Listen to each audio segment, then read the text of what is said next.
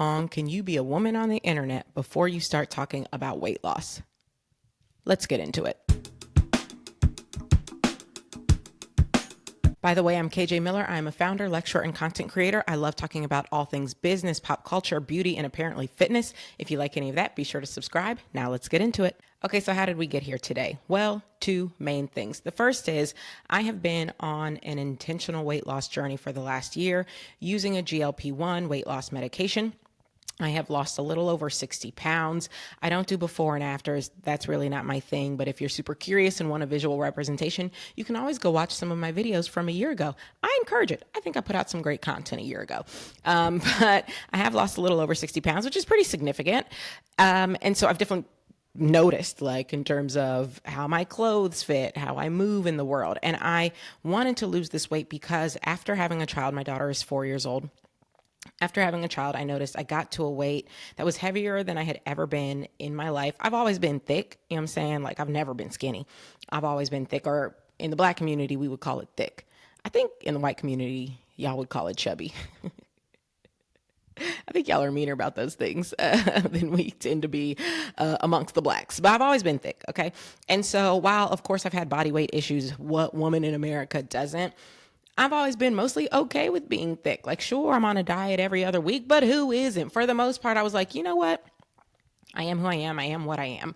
But post having a child, again, I got to a weight that was just like uncomfortable for me. I felt my clothes were uncomfortable. My movement was uncomfortable. Like when I would do my yoga or Pilates, doing some of those moves, I just was like, not able to move the way I was used to. And again, because I was never skinny, I was not trying to get to skinny. I was just like, I want to get back to what I know, what feels right for me. Anywho, so I got on the shots.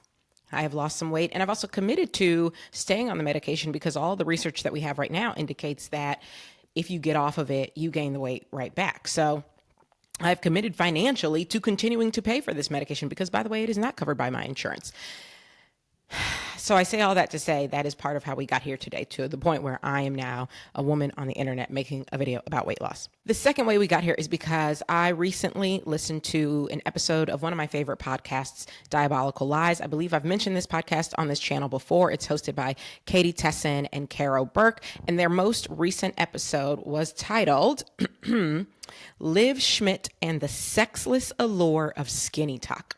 And as I so often do when I listen to that podcast, after listening, I had a lot of thoughts. This happens to me again all the time, which is one of the reasons I love their show. It just makes me think a lot of thoughts. And then I got to figure out where on the internet am I going to put those thoughts. Sometimes I put them over on my Substack, KJ Off the Clock, highly recommend. Sometimes they end up on my podcast, Two Queens, Two Crowns, highly recommend. Sometimes they end up on TikTok. My handle is IM_KJ Miller. Highly recommend. Today they're landing here. Like, I had to give you that quick plug.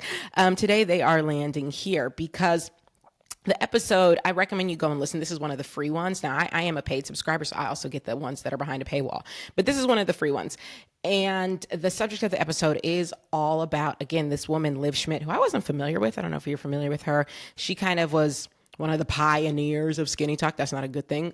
Her whole content and page, and she also now has a subscription membership, is all about being skinny, getting skinny, staying skinny, which I don't think is like super admirable content to be putting out in the world. Definitely think can lead to people encouraging, eating disorders and all the rest. But basically, they're looking at her and drawing kind of a lot of conclusions along the way.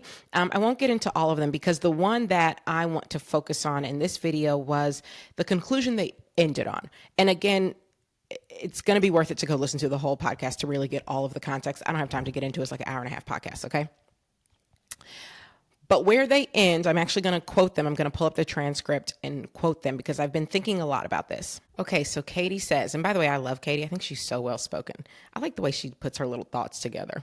If I ever meet her, that's what I'm going to say to her. I'm going to be like, girl, I like the way you be putting your thoughts together. Okay, but this is what she says.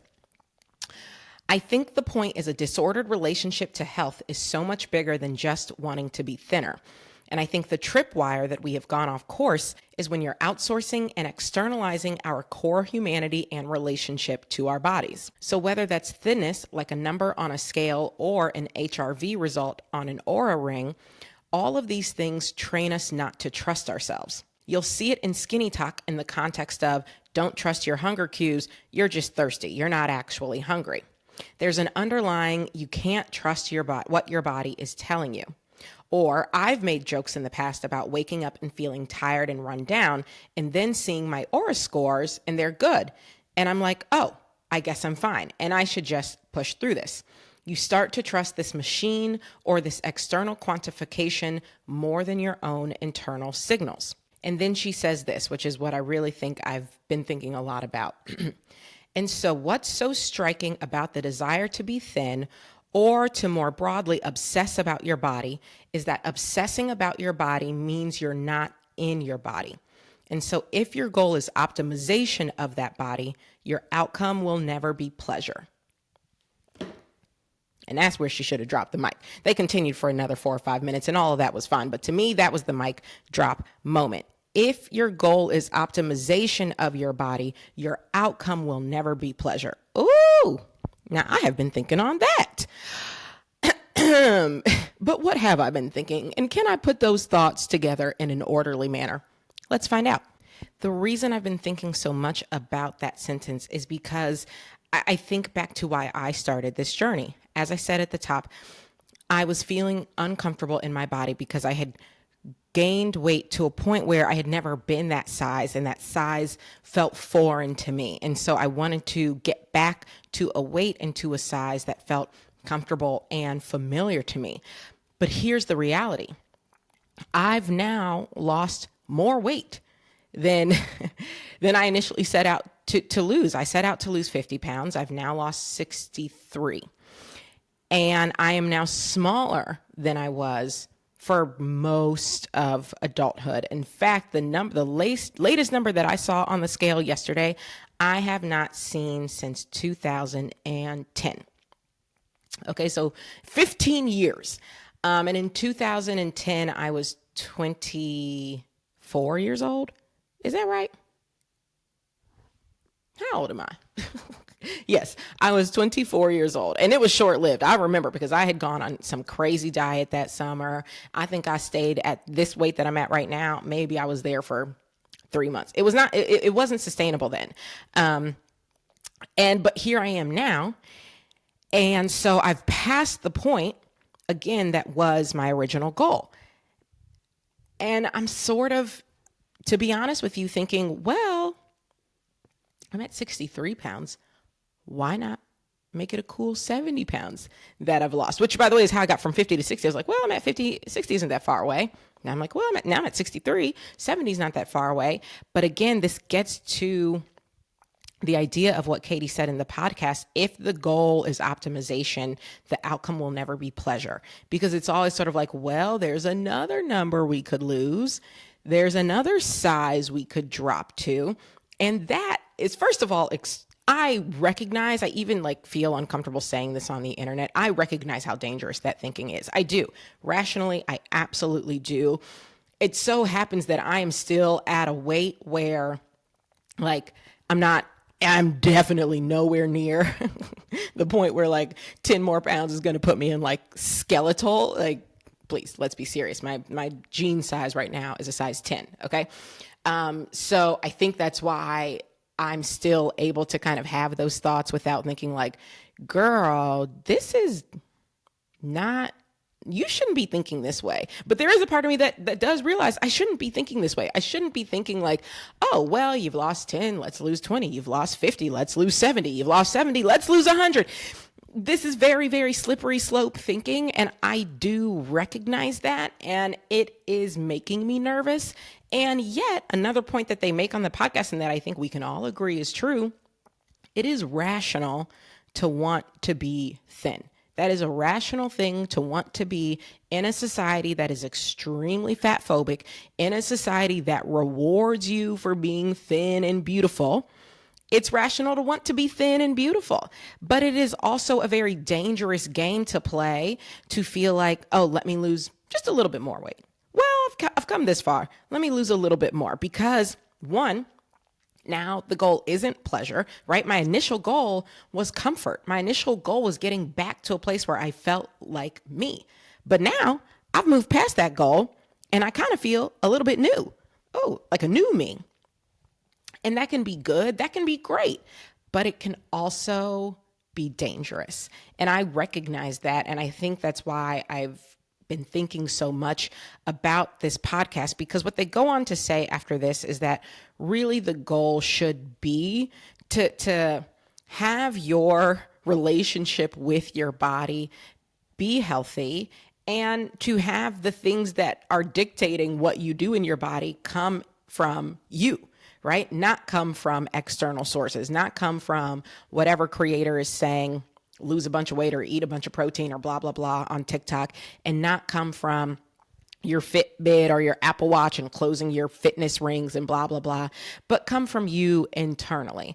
What do I feel? Am I hungry? I will eat. Am I thirsty? I will drink. Do I feel the urge to get out and move my body? I'm going to do it. And I'm going to do it in a way that speaks to me, not in the way that someone has told me is the brand new fitness trend that I've got to go out and do.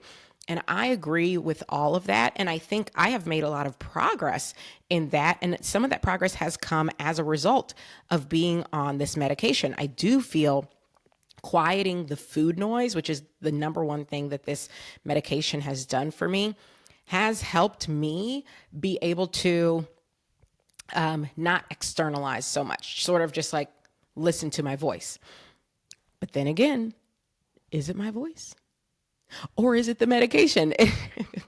And so you can see how I'm, spiraling a little bit, potentially to the point where this isn't making sense. I hope it is. But I agree with this idea that the way we think about health and the relationships that we have with our bodies should be dictated by our internal cues and what makes sense to us as people, to me as a person, not what every other person is trying to tell me I should look like or should feel like or should eat like or should move like. I deeply agree with that. I also do know I'm judged externally. I'm judged as a creator. If I'm on, all of my platforms as a 300-pound person versus a 150-pound person, that is going to affect how people view me. That's going to affect which brands want to do partnerships with me. When I stand up and teach, because I do lecture, that's going to affect how my students perceive me. Like, this is just true. And it would be silly to pretend otherwise. I own and I run a beauty brand. I run 4 beauty brands. When I'm out and speaking to vendors, to suppliers, to other partners, that's the way I show up and the way I look is going to affect that too. Like, all of these things are true. So yes, I want to live in a world where I am thinking about all of these things through my own lens, but it's impossible not to think about these things through the external lens I know I'm being viewed through. So where does that leave me? Well, to be very honest with you, I don't have a nice and tidy conclusion to offer. In fact, I'm going to edit it out, but I just sat here for like a full 5 minutes in between when I said, where does that leave me? And starting to talk again, because I was really just sitting here thinking, where does that leave me? While I don't have a nice and tidy conclusion, I will just tell you some of the thoughts I'm thinking. Number one, I am thinking a lot about health these days because my most recent checkup at my PCP, primary care physician, I learned that my cholesterol is high. It's there's like safe, moderate danger level and like very dangerous. Okay. And I'm in here in the moderate danger level, but a history of high cholesterol runs in my family and a history of heart disease runs in my family, and like in a heavy way. And so my doctor, because of my family history, even though I'm not up here in the super dangerous and I'm actually very close to safe, my doctor suggested that I go on a cholesterol medication. And when you go on a cholesterol medication, 99 times out of 100, you stay on it for the rest of your life, right? Because it brings your cholesterol down as long as you're on the medication. And she's like, this is preventative, but knowing the history in your family, like, I don't want to be in a place where we're wishing we had done this when you turn 50. Okay, well, I'm 39, just turned 39. And the thought of being on a lifelong cholesterol medication starting at 39, like, genuinely did scare me, and scared me to the point where I was like, okay, let me just try to bring this down naturally, because I've already brought it down by making some changes to my diet. Like, I almost never eat red meat. I cut back on a lot of the cheese that I was eating, but I hadn't, cut back all the way. And I said, let me do some more, okay, and then let me come back in November. And if I'm not where I need to be by then, okay, then I'll go on the medication. But give me another 6 months or whatever, 4 or 5 months, to see if I can do this. And that matters a lot to me, because I was in a very emotional state after that appointment, because I have a child, and the thought of having a heart attack, not being there for her, oh my God. Okay. So I don't want to get emotional here, but the point is, like, it definitely shocked me right on into submission. And so I'm thinking so much about that has become a heavier focus for me than the weight loss, is this cholesterol number. I'm like, okay, I know exactly where I need to be. I know exactly what I need to do, or what I'm going to try to do to get there. I'm thinking a lot about health, and I like that framing more, because to me, it just feels like a better, healthier thing to be focused on than purely weight loss.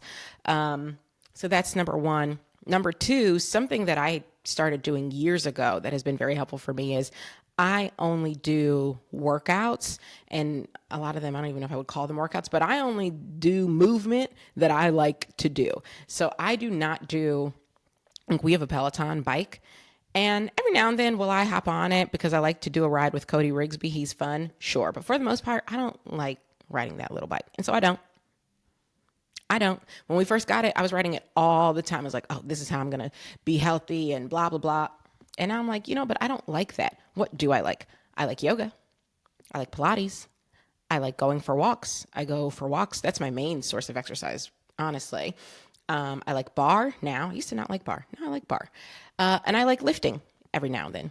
Not all the time, but every now and then. So those are the things that I do.